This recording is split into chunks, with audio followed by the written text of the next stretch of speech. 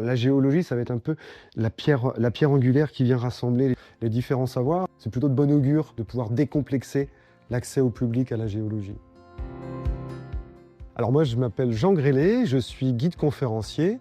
J'exerce principalement sur le territoire du Minervois au Caroux et également dans le pays d'Arrêt d'Histoire, du pays au Languedoc et vignoble. En tant que guide conférencier, ma sensibilité tendait plus vers l'histoire de l'art, l'architecture et les techniques du bâti, puisque j'ai une expérience professionnelle également dans le bâtiment. Et la géologie, ça venait manquer dans ma compréhension des choses. C'est un domaine que je voulais approfondir depuis longtemps, mais je me sentais assez peu légitime. Ça me paraissait un morceau vraiment copieux, quelque chose que je ne pouvais pas forcément découvrir par moi-même. Et puis j'ai eu la chance, dans le cadre de la candidature du département de l'Hérault pour le Géoparc, de pouvoir être formé en tant que géomédiateur.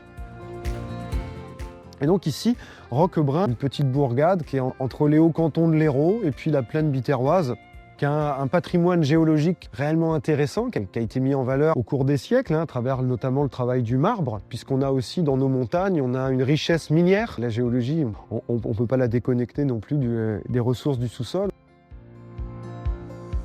Toute la vallée de l'Orbe, en fait, qu'elle soit à partir de Roquebrun jusqu'au mont du Caroux, ça me paraît être un endroit extraordinaire. Il y a plusieurs géosites qui se trouvent sur ce territoire-là, qui est encore assez sauvage, assez peu connu, et qui pourtant permet aux visiteurs de voyager dans le temps, dans l'espace, de découvrir, de vivre des aventures en fait, assez facilement près de chez soi et en ayant quelques clés de compréhension, que ce soit d'un point de vue historique ou scientifique. Ça permet aux visiteurs de comprendre son environnement. Une labellisation Géoparc, ça permet déjà d'acter, ça permet d'officialiser du travail de mise en valeur.